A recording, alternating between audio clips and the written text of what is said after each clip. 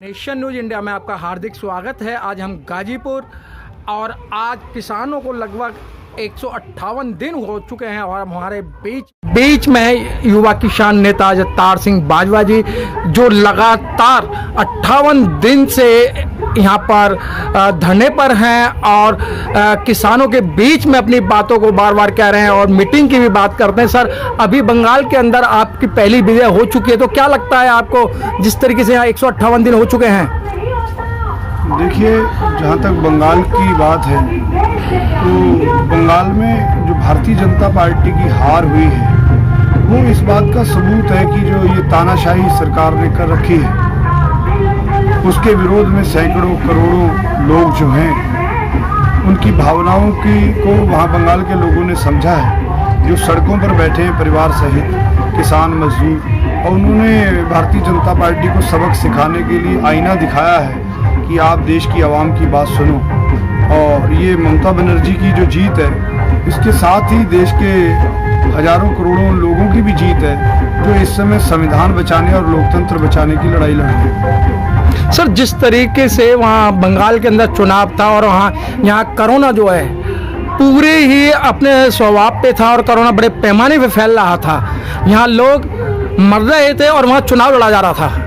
तो ये जो सरकार इस समय है मौके की, इसे तो कोई मतलब ही नहीं है जितने मर्जी मरे, कुछ भी हो जाए इसको कोई फर्क नहीं पड़ता। 400 से ज़्यादा किसान बॉर्डरों पर शहीद हो गए, इनको कोई चिंता नहीं, कोरोना की इनको कोई चिंता नहीं। इतनी बड़ी बड़ी रैलियां इन्होंने वहाँ की और कोरोना भी मुझे लग रहा कि इनके हिसाब से चलता है, जिस तरीके से मीडिया इनके हिसाब से चलती है मेन स्ट्रीम, और ये कोरोना भी इन्हीं के हिसाब से चलता है। जहाँ जहाँ चुनाव होता है वहाँ इनको कोरोना दिखाई नहीं देता, यहाँ चुनाव नहीं होता वहाँ कोरोना हो जाता है। तो ये असंवेदनशील सरकार है, इसको कोई मतलब नहीं है। सत्ता हथियाने के लिए ये लाशें भी बिछवा सकते हैं, ये देश को बेच भी सकते हैं, और उसका प्रमाण है कि कितने जो अदारे हैं, रेल तेल भेल सारा बेच रहे हैं ये। तो इसलिए सरकार को इस देश की अस्मिता से, इस देश के लोकतंत्र से, इस देश के संविधान से कोई मतलब नहीं है। ये इन प्रकारेण ये सत्ता में आई हुई सरकार इसमें तानाशाही पर उतारू है। सर, जिस देश के अंदर ऑक्सीजन का उत्पादन हो और उसी देश के अंदर अगर ऑक्सीजन की कमी बता दी जाए तो सर ये कहाँ तक जो तथ्य हैं ये सिद्ध होते हैं, कहाँ तक गलत होते हैं? ये तो हम सबका सिर नीचा कर दिया इस सरकार ने, पूरे हिंदुस्तानियों का, जिन्होंने इतना बड़ा प्रयास करके लंबे समय से जो संसाधनों को जोड़ा था।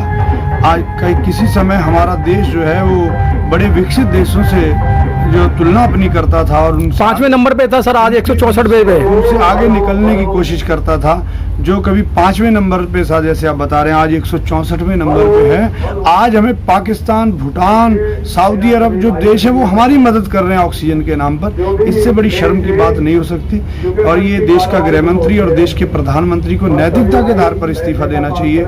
ये बहुत बड़ा फेलियर है, क्योंकि ये देश के प्रधानमंत्री गृह मंत्री ना होकर के सिर्फ एक पार्टी के स्टार प्रचारक की भूमिका में है, देश की चिंता इनको नहीं है। सर, यहाँ कुछ उत्तर प्रदेश से जैसे योगीनाथ जी हैं, वो बंगाल के अंदर गए थे और वो बंगाल के अंदर ये कह रहे थे हम यूपी मॉडल दे रहे हैं, और जिस तरीके से मोदी जी ने गुजरात मॉडल दिल्ली को दिया था, तो वो क्या उनके जुमले चल नहीं पाए या क्या हुआ? सर, वहाँ की जनता ज़्यादा समझदार निकली? दरअसल इनकी जुमले कितनी देर तक झेलेंगे लोग, सबको पता चल गया। अब योगी जी वहां जाकर के कह रहे हैं साहब हम यूपी मॉडल बनाएंगे, और यूपी मॉडल पता नहीं है। रोजाना कितनी लड़कियों का बलात्कार होता है, उनकी रिपोर्ट भी नहीं लिखी जाती। रात के 1 बजे योगी जी संस्कार करवा देते हैं बलात्कार पीड़िता का, तो ये क्या लोगों को पता नहीं था? अस्पतालों में ऑक्सीजन नहीं है, ऑक्सीजन के बिना पहले भी कितने बच्चे मर गए थे योगी जी के क्षेत्र में ही, और वहां पे और डॉक्टरों को सस्पेंड किए, जबकि फेलियर सरकार का, और डॉक्टरों को सस्पेंड करते हैं। तो गुंडागर्दी कितना ज्यादा हावी है उत्तर प्रदेश में, तो ऐसा उन लोगों ने समझदारी की कि उनको ऐसा मॉडल की जरूरत नहीं थी। तो सर बाजवा जी, जिस तरीके से आप लोगों ने भी कोई कमी नहीं छोड़ी, आप बंगाल के अंदर उन लोगों को जगाने का काम किया जो जिन्हें एमएसपी के बारे में पता नहीं था, किसान के 3 कानून के बारे में नहीं पता था, और उन लोगों से तो एक ये जो पार्टी है ये हमारे देश को भावनात्मक रूप से बेवकूफ़ बनाती है, हमारी भावनाओं से खिलवाड़ करती है। चाहे वो एक मुट्ठी चावल की बात हो, चाहे वो मंदिर के नाम पर चंदे की बात हो, चाहे ये धर्म के नाम पर इनकी राजनीति हो, ये भावनाओं के साथ खेलते हैं। और वहाँ भी इन्होंने प्रयास किया। तो हमारी किसानों और मजदूरों की एक जिम्मेदारी बनती थी कि हम इनको बताना चाहते थे बंगाल के लोगों को कि हम लुट चुके हैं, उत्तर प्रदेश के लोग, उत्तराखंड के लोग, हरियाणा के लोग इनकी सरकार बना करके, और ये आपको झांसा दे रहे हैं कि हम सोनार बांग्ला बनाएंगे। तो ये हम बताने के लिए संयुक्त किसान मोर्चा के बहुत से नेता वहाँ पर गए, बहुत सी रैलियाँ गई, उसमें मुझे भी जाने का अवसर मिला और बहुत से वरिष्ठ जितने भी नेता थे सब लोग गए और वहाँ के लोगों को समझाया। उसके साथ ही जो संयुक्त किसान मोर्चा की जो छोटी छोटी टीमें वहाँ बंगाल के चुनाव में गई, बंगाल के प्रत्येक गांव में गए।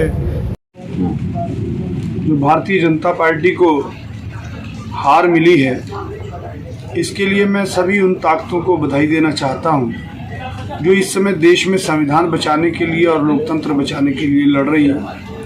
और ये ममता बनर्जी की जीत है, तृणमूल कांग्रेस की जीत है, उसके साथ साथ देश के उन करोड़ों लोगों की भी जीत है जो आज देश में एक बहुत बड़ी तानाशाह सरकार के विरोध में संघर्ष कर रहे हैं। और उन सभी को बधाई देना चाहता हूं कि उनका संघर्ष जो है वो सफल हुआ है। और विशेषकर जो संयुक्त किसान मोर्चा के जितने भी नेतागण बंगाल में गए और वहाँ के लोगों को समझाया, किसानों को, मजदूरों को, उसके साथ साथ वो छोटे छोटे किसानों के जत्थे जो संयुक्त किसान मोर्चा के द्वारा बंगाल के गाँव में भेजे गए, प्रत्येक गाँव में संपर्क करके जो किसानों के जत्थों ने वहाँ पर वहाँ के लोगों को जागरूक किया कि ये सरकार जो है ये झांसा देती है।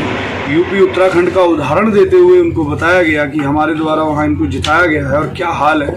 उस बात को बंगाल के लोगों ने समझा और इतना बड़ा जनादेश जो है वो भारतीय जनता पार्टी के विरोध में दिया है। उसके लिए मैं उन सारे जत्थों को, किसानों के जो बंगाल के प्रत्येक गांव-गांव में संयुक्त किसान मोर्चा के द्वारा भेजे गए और गए, जिन्होंने जनसंपर्क किया, उन सबको भी बधाई देना चाहता हूं। और संयुक्त किसान मोर्चा के नेताओं को भी शुभकामनाएं देना चाहता हूं जो किसान आंदोलन का नेतृत्व कर रहे हैं कि ये किसान आंदोलन जो है ये सफलता की ओर बढ़ेगा। धन्यवाद। Press the bell icon on the YouTube app and never miss another update.